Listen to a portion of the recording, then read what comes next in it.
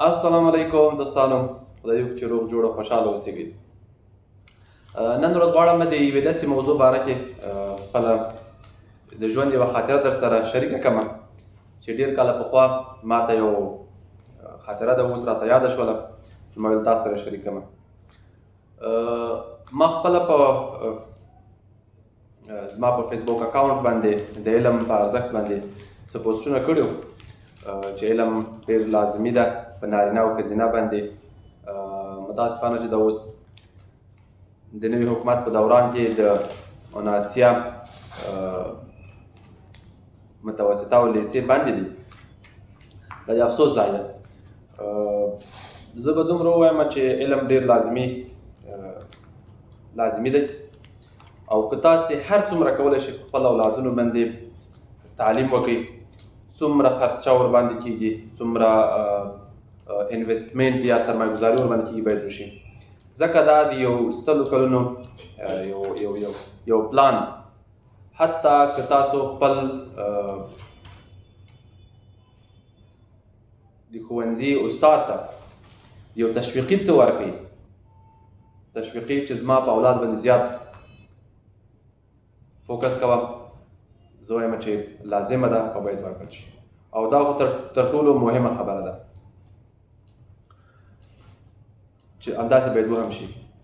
نو موږ باید څومره ښه ښوونځی وي په افغانستان په دننه کې باید په هماغه کې خپل اولادونه داخل کړو او روزانه باید د هغوی وکړو، لکه اسسمنټ یې وکړو چې مثلا دوی څومره پرمختګ کړی په دغه برخه کې. نو د دې لپاره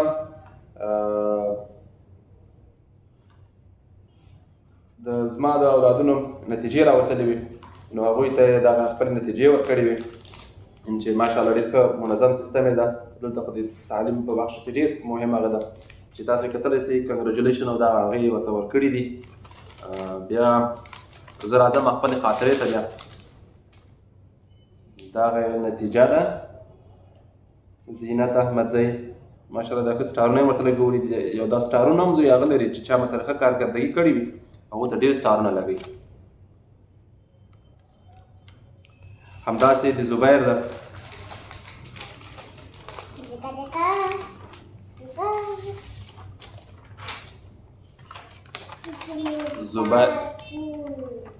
زبیر ته هم لګولي دي سټارونه.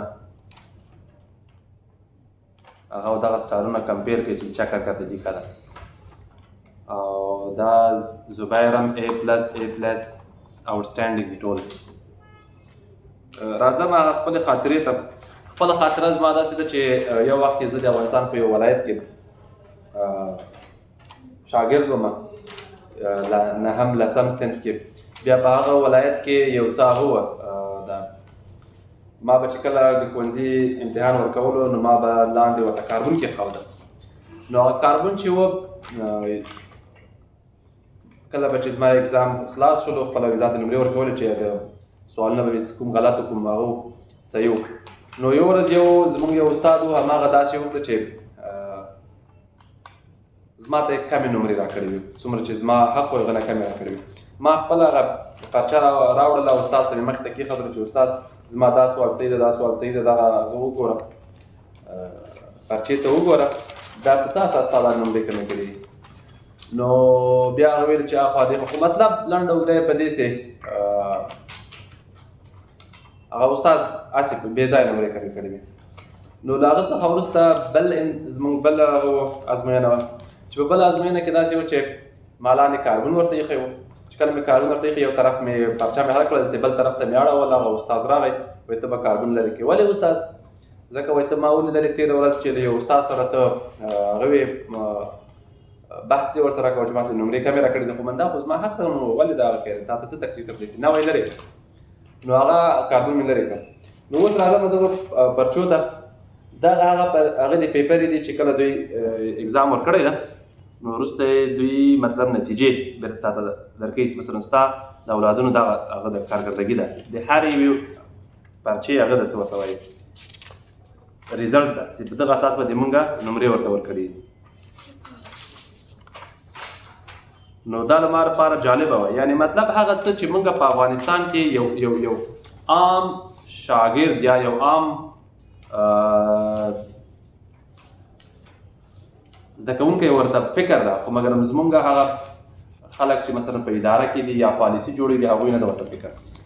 نو په هغه وخت کې تقریبا د نن نه لاس 12 کاله مخکې ما دا کار کاوه.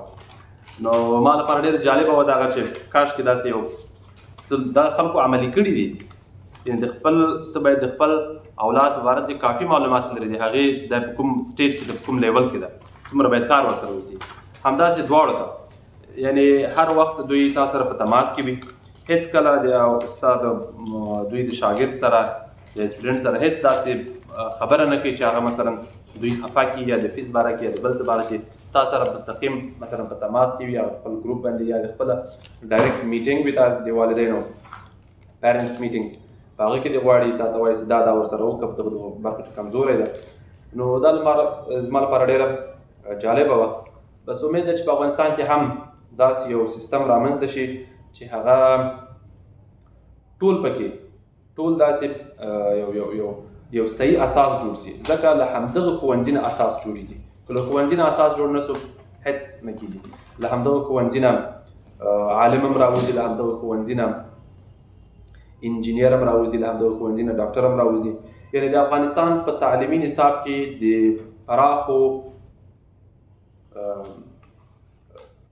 چینج ته ضرورت ده، ډېر پراخ چینج ده، خصوصا د 11 او 12 یعنې باید هلته رشته گذاري وشي، یعنې رشتې بیلې شي. څوک چې سوشل ساینس ته ځي هغوی باید سوشل ساینس ووایي، څوک چې مثلا د میډیکل فیلډ ته راځي، طبابت بخش ته راځي، هغوی باید میډیکل فیلډ ووایي، او څوک چې انجینرینګ ته ځي انجینرینګ. یعنې هر څه باید پکې منظم وي، هر څه باید پکې هغه وي جدا سوي وي.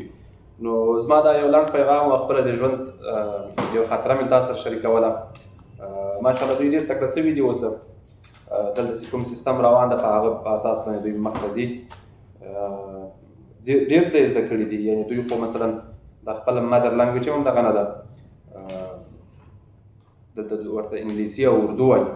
نو ماشاءالله زینت هم تکړه سوی ده، زبیر هم تکړه سوی ده.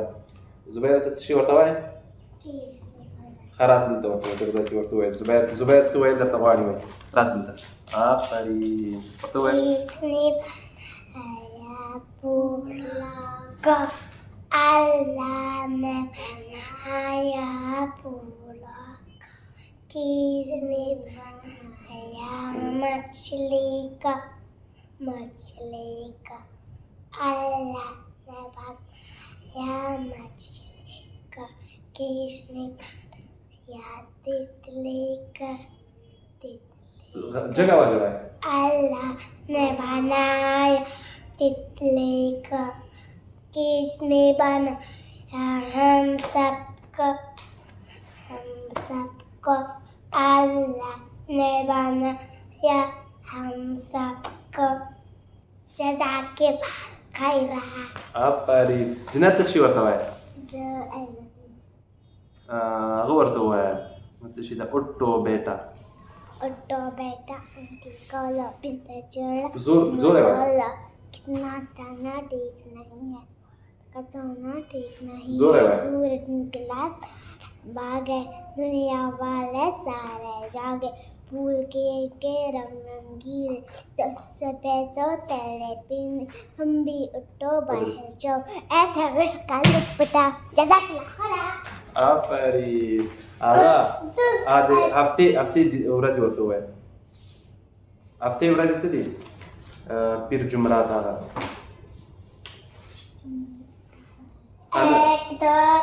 هغه ورته یو نفر हाँ तो मेरे साथ 1 2 3 4 हफ्ते मैंने पूरी 7 5 6 7 8 मंगल जुम्मा हत्ता पे है 7 इसकी आगे ना औजात इसका आगे पूरी बात.